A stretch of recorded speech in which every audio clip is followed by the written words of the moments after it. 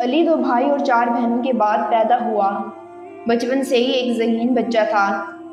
کھلونوں سے کھیلنے کے دوران بھی وہ بڑوں کی باتوں پر دھیان دیتا اور اپنے مطابق ان کو سمجھنے کی کوشش کرتا۔ وہ اپنی عمر سے بڑی بڑی باتیں کرتا۔ اس کی سب سے بڑی وجہ تھی گھر کا ماحول۔ علی کے والد سخت مزاج کے انسان تھے، بات بات پہ بیوی کو جھڑک دیتے تھے۔ والدین کی آپس میں صلح اور اتفاق نہ ہونے کی وجہ سے گھر کا ماحول بھی متاثر ہوتا تھا، کیونکہ علی حساس اور ہر چیز کو دل پہ لینے والا بچہ تھا۔ باپ کے ہاتھوں ماں کی تذلیل دیکھ کر علی کو برا محسوس ہوتا، مگر وہ بے بس تھا۔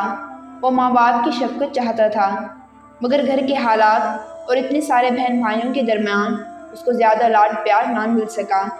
وہ ہمیشہ سے توجہ چاہتا تھا کہ لوگ اس کی تعریف کریں، اس کی بات سنی اور مانی جائے، وہ جس چیز کو چاہے اس سے مل جائے۔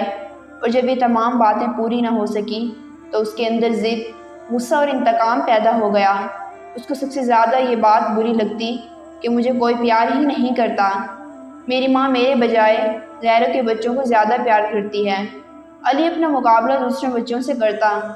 ماں جب اپنی نواسی کو پیار کرتی تو علی اپنی سگی بھانجی سے حسد کرنے لگا۔ علی پوری طرح احساس کمتری میں مبتلا ہوتا گیا۔ بات بات پہ ناراض ہو جانا اب اس کا روز کا معمول بن گیا تھا۔ کبھی کھانا نہیں کھانا، کبھی دوستوں کے ساتھ بن بتائے چلے جانا۔ اب علی جوانی کی دہلیز پہ آ پہنچا۔ اس کا مزاج کافی کڑوا ہو گیا تھا۔ علی کی یہ عادت بن چکی تھی کہ جس کام سے لوگ اسے منع کرتے وہ دل میں ٹھان لیتا کہ میں تو یہ کروں گا۔ اکثر ایسا وہ ضد میں کرتا۔ شادی کے معاملات ہوئے تو گھر والوں نے اپنی پسند سامنے رکھی، مگر علی تو ان تمام لوگوں کو بچپن سے ناپسند کرتا تھا، کیونکہ اس کے حصے کی محبت تو بھانجی اور دیگر کزنز کو مل گئی تھی۔ علی نے اپنی پسند کی شادی کرنے کا اظہار کیا اور سب کی مخالفت کے بعد شادی کر لی۔ گھر والے اس عمل سے بہت ناراض ہوئے، مگر علی نہ مانا۔ شادی کے بعد ایک نیا آغاز ہوا۔ جس لڑکی سے شادی کی، اگلے دن اس کے باتوں میں نقص نکالنا، اس کا مذاق اڑانا شروع کر دیا۔ علی اس قدر تند مزاج تھا کہ شروع سے ہی اس کی بیوی سے نہ بنی۔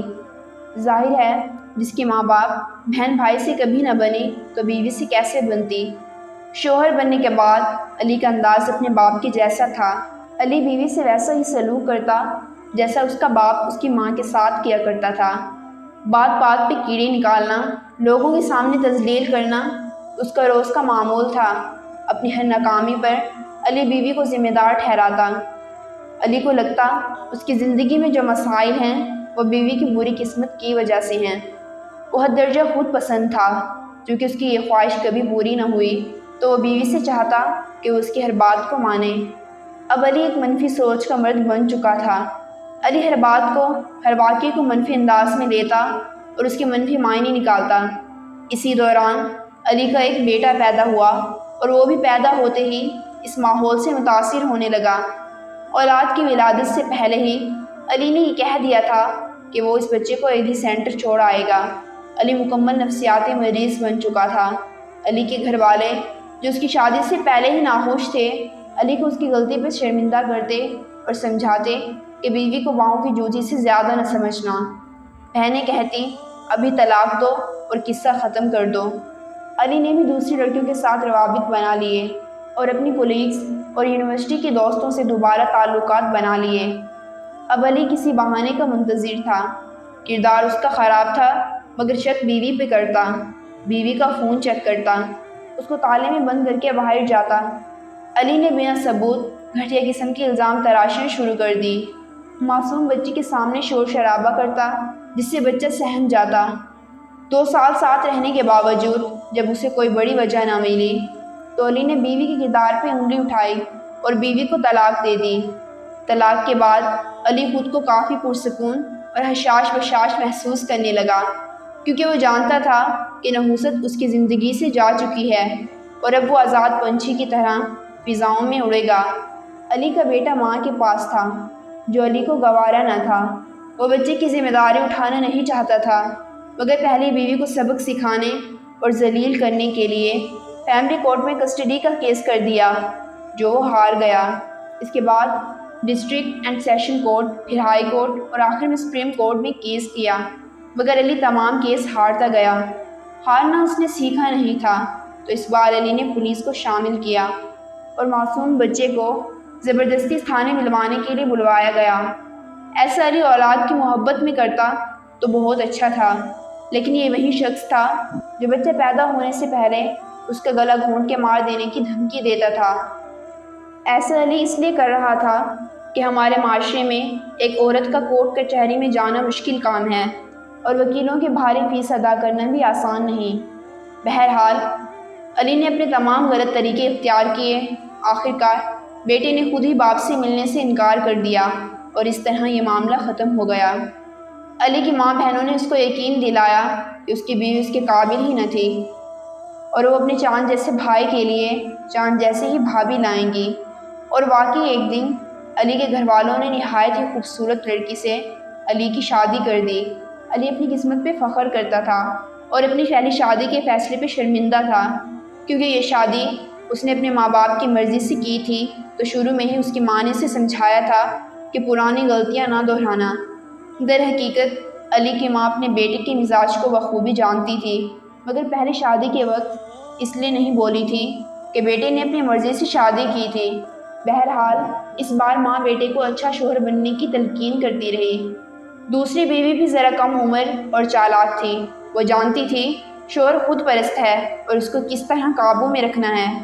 دوسری بیوی جھوٹی تعریف کر بھی دے تو بدلے میں اسی کا فائدہ ہے۔ دوسری بیوی بہت ہی تیز تھی، جبکہ پہلی بیوی سیدھی سادی تھی۔ علی نے بیوی کے کہنے پر الگ گھر بھی لے لیا تھا۔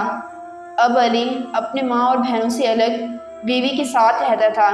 علی اپنی بیوی پر اندھا بھروسہ کرتا تھا۔ وقت یوں ہی رواں دواں تھا کہ ایک دن علی اپنے محلے میں ایک دوست کے گھر گیا۔ علی اکثر اپنے اس دوست کے گھر آتا جاتا تھا۔ اگر دوست گھر پہ نہ بھی ہو تو دوست کی بیوی سے ملنے چلا جاتا۔ دونوں کے درمیان اچھے اور خوشگوار تعلقات قائم ہو گئے تھے۔ علی کی بیوی اپنے شوہر کی ہر عادت سے واقف ہو گئی تھی۔ ایک دن حسب روایت علی دوست کے گھر گیا اور بھابھی سے ہنسی مذاق میں مصروف ہو گیا۔ باتوں کے درمیان پڑوسن نے علی کو مخاطب کرتے ہوئے کہا، سنو، میں کئی دن سے تم سے ایک بات کہنا چاہ رہی تھی، مگر پہلے میں مکمل جانکاری کر لینا چاہتی تھی۔ علی نے ہنستے ہوئے کہا، بھابھی آپ پہلیاں کیوں بجھوا رہی ہیں؟ پڑوسن بولی، وہ بات یہ ہے کہ میں کئی دنوں سے بلکہ مہینوں سے دیکھ رہی ہوں کہ روز صبح تمہارے دفتر جانے کے بعد تمہاری ساس تمہارے گھر آتی ہے، اور ہفتہ اتوار جس دن تم گھر پر ہوتے ہو اس دن تمہاری ساس نہیں آتی۔ پڑوسن نے گھما پھرا کے بات کا آغاز کیا، جس پر علی نے بات کاٹتے ہوئے کہا، بھابھی مجھے تو اس بات کا علم ہے۔ پڑوسن کہنے لگی، ہاں مگر تمہیں یہ علم نہیں کہ تمہاری ساس کے ساتھ کچھ عجیب و غریب مرد بھی آتے ہیں جو کافی دیر تک تمہارے گھر میں ہی ہوتے ہیں۔ ایسا ایک بار نہیں، تقریباً روز ہی ہوتا ہے۔ شروع میں مجھے لگا کہ شاید تمہارے کوئی سسرالی رشتہ دار ہوں گے جن کو تمہاری ساس لے کر آتی ہے، مگر اب وہ مرد تنہا بھی آنے لگے ہیں، جو مجھے کافی معیوب لگا۔ پڑوسن نے ساری تفصیل علی کو بتا دی۔ پڑوسن کی بات سن کر علی پریشانی کا شکار ہو گیا کہ آخر وہ کون لوگ ہیں جس کا ذکر اس کی بیوی نے کبھی نہیں کیا، یا پھر پڑوسن مجھے گمراہ کرنے کی کوشش کر رہی ہیں۔ علی نے پڑوسن سے اجازت طلب کی۔ پڑوسن نے علی کو رخصت کرتے ہوئے کہا، سنو، اس بات کا ذکر اپنی بیوی سے نہ کرنا کہ میں نے یہ سب بتایا ہے۔ بہتر ہے کہ تم خود کسی دن دفتر کے وقت میں بنا بتائے گھر جاؤ اور معاملات کا جائزہ لو۔ اب علی کا دماغ سن ہو گیا تھا۔ علی کو کچھ سمجھ نہیں آ رہا تھا۔ اگلے دن صبح وہ جلدی گھر سے نکل گیا۔ علی کو سمجھ نہیں آ رہا تھا کہ وہ اپنی بیوی پہ شک کر رہا ہے، جو اس کا اتنا خیال رکھتی ہے، جو اس کی ایک بیٹی کی ماں بھی ہے۔ علی نے خود کو کوسا، مگر اس کو پڑوسن کی بات بھی ستا رہی تھی۔ دفتر میں بھی اس کا کام میں دل نہیں لگ رہا تھا۔ اسی کشمکش میں علی گھر کی طرف گیا۔ علی غیر ارادی طور پر گھر کے راستے پہ تھا۔ گھر کی ایک چابی علی کے پاس بھی ہوتی تھی، مگر آج علی مقررہ وقت سے پہلے گھر آ گیا تھا۔ گھر میں داخل ہوتے ہی اس کی نظر ساس پر پڑی، جو ڈرائنگ روم میں اس کی بیٹی کے ساتھ کھیل رہی تھی، لیکن کمرے میں داخل ہوتے ہی بیوی کو انجان آدمی کے ساتھ دیکھ کر علی حیران رہ گیا۔ وہ عجیب سی حالت میں تھا۔ علی کو غصہ بھی آ رہا تھا۔ علی نے اپنی بیوی اور اس آدمی کو مارنے کی کوشش کی، تو وہ آدمی جان چھڑوا کر گھر سے فرار ہو گیا۔ علی کی ساس نے جب یہ دیکھا تو فوراً بیٹے کو فون کر کے بلا لیا۔ سالے نے آ کر بہنوئی صاحب کی خوب دھلائی کی، جس سے علی کا سر پھٹ گیا۔ اس کے بعد علی کی بیوی بیٹی کو چھوڑ کر ماں اور بھائی کے ساتھ چلی گئی۔ محلے کے لوگ علی کو اٹھا کر ہسپتال لے گئے۔ زخم گہرے تھے مگر علی کے دل اور روح پر لگے زخم سے کم ہی تھے۔ اس کے بعد علی کی دوسری بیوی کے بارے میں اس کے پرانے محلے سے پتہ چلا کہ وہ لڑکی اور اس کی 6 بہنیں اپنی ماں کے ساتھ مل کر برسوں سے اس غلیظ پیشے سے وابستہ ہیں، اور محلے کا بچہ بچہ ان کی حقیقت جانتا تھا۔ یہ سب علی کے لیے باعث شرمندگی تھی کہ ایک دم اس کے ذہن میں بہن کی صدا آئی، چاند جیسی بھابھی لاؤں گی جو تیرے قابل ہوگی۔ بے شک اللہ کی لاٹھی بے آواز ہوتی ہے۔ خود کو اعلیٰ اور دوسروں کو کمتر سمجھنے کا انجام دنیا میں ہی مل جاتا ہے۔ جو دوسروں کو تکلیف پہنچاتا ہے اللہ اس کو تکلیف پہنچاتا ہے، اور اللہ کی سزا بندے کے وار سے بہت بھاری پڑتی ہے۔ ہمیں تو زمین پر بھی اکڑ کے چلنے کا حکم نہیں۔ بے شک زمین پر خدا بننے والوں کا اور ان کی آل کا انجام ذلت و رسوائی ہے۔ بے شک سورہ نور میں اللہ تعالیٰ فرماتا ہے، خبیث عورتیں خبیث مردوں کے لیے ہیں اور پاکیزہ عورتیں پاکیزہ مردوں کے لیے۔